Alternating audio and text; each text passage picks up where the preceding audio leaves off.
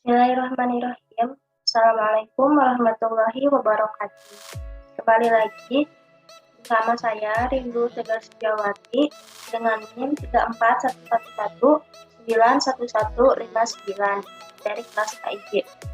Di sini saya akan menjelaskan atau melanjutkan mengenai prinsip-prinsip agile, yaitu pada bidang selanjutnya, yaitu pada manfaat agile untuk karyawan. Karena pada video sebelumnya saya telah sedikit mereview tentang agile, maka di sini saya akan langsung masuk ke pembahasan materi. Di mana di sini adalah beberapa prinsip yang digunakan agile untuk keuntungan karyawan. Prinsip yang pertama yaitu motivate individuals, yang kemudian prinsip kedua ada working together daily and face-to-face communication, dan yang ketiga ada self-organization. Kemudian keempat ada reflect and kemudian prinsip yang terakhir yaitu sustainable. Dan kembali lagi ke prinsip pertama, sama seperti prinsip pada pertama, maka si prinsip terakhir ini akan secara langsung kembali lagi ke prinsip pertama. Di sini saya akan masuk ke prinsip yang pertama, yaitu motivate individual. Seorang pengembang yang ingin masuk ke dalam agile, maka dia harus memiliki motivasi dari dalam dirinya sendiri. Nah, motivasi ini secara tidak langsung terbagi kepada dua bagian, yaitu secara internal dan eksternal. Contoh secara internal adalah keinginan diri sendiri, kemudian secara eksternal adalah seperti identitas, gaji, dan teman atau yang lainnya. Motivasi yang harus dimiliki adalah motivasi yang bersifat internal, karena motivasi tersebut akan bersifat lama pada diri seorang pengembang.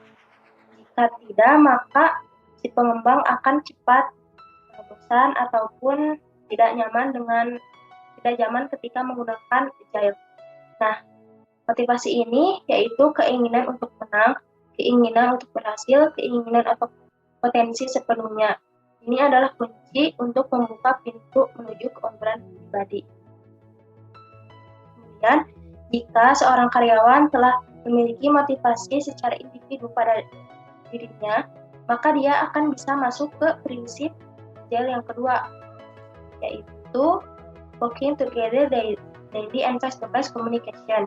Nah, orang yang akan termotivasi maka akan mudah untuk bekerja sama. Karena itu pentingnya motivasi pada diri sendiri. Jadi dia akan merasa nyaman mengenai pekerjaan yang harus ia selesaikan, entah itu bekerja sama ataupun yang lainnya, sehingga dia akan lebih bisa diajak kerjasama. Kemudian dia di karyawan tidak akan mencari-cari alasan karena dia tidak ingin melakukan kerjasama ataupun melakukan komunikasi secara langsung dengan karyawan lain. Maka motivasi sangat penting untuk prinsip-prinsip selanjutnya. Nah, kemudian jika sudah di individu tersebut sudah bisa bekerja sama antara dengan individu lain, maka masuk ke prinsip selanjutnya, yaitu self-organizing team, di mana arsitektur, persyaratan, dan desain terbaik muncul dari tim yang mengatur diri sendiri. Karena mereka bisa bekerja sama, maka mereka akan bisa melakukan atau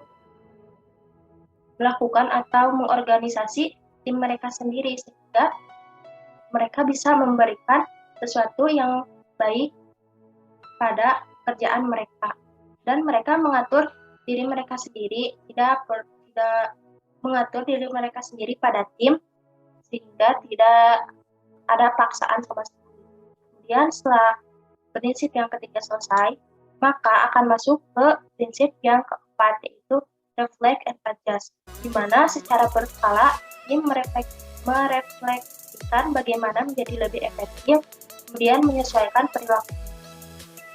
Karena tim merasa nyaman saat bekerja tadi secara bersama-sama, maka tim akan merasa senang saat merefleksikan pekerjaan mereka untuk menjadi lebih efektif. Kemudian mereka bisa menyesuaikan perilaku mereka.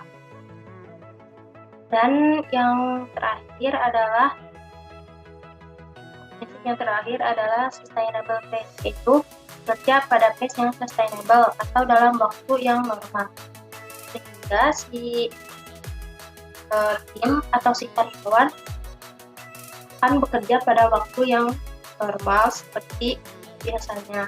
Jika tidak, jika si prinsip sebelumnya tidak dikerjakan, maka si karyawan akan melakukan pekerjaan yang unsustainable pace. Tanda unsustainable pace adalah bekerja lembur bahkan di waktu weekend karena kurangnya kerja sama dan tidak bisa mengorganisasi tim mereka sendiri.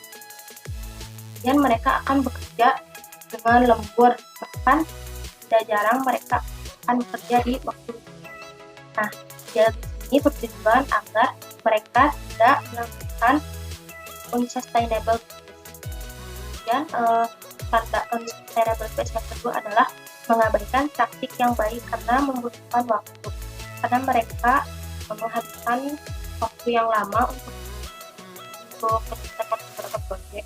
Karena tidak ada kerjasama, maka mereka akan mengabaikan praktik yang baik. Karena sangat membutuhkan waktu, dan waktu yang mereka dapatkan atau mereka hasilkan itu singkat. Nah, setelah poin terakhir selesai, maka akan kembali lagi ke poin pertama. Jika mereka berhasil melakukan pekerjaan secara sustainable pace atau mereka tetap dalam bekerja secara normal, maka si individu tersebut akan kembali termotivasi untuk melakukan proyek-proyek setelahnya. Nah, sehingga agile ini memberikan manfaat bagi karyawan, yaitu mereka bisa termotivasi, mereka bisa bekerja sama, mereka bisa mengorganisasi tim mereka sendiri, kemudian mereka bisa merefleksi apa yang harus mereka lakukan selanjutnya, kemudian mereka bekerja secara normal, tidak ada libur, tidak ada waktu tambahan, dan mungkin cukup sekian video kedua ini tentang manfaat agile bagi karyawan. Kurang lebihnya mohon dimaafkan dan terima kasih.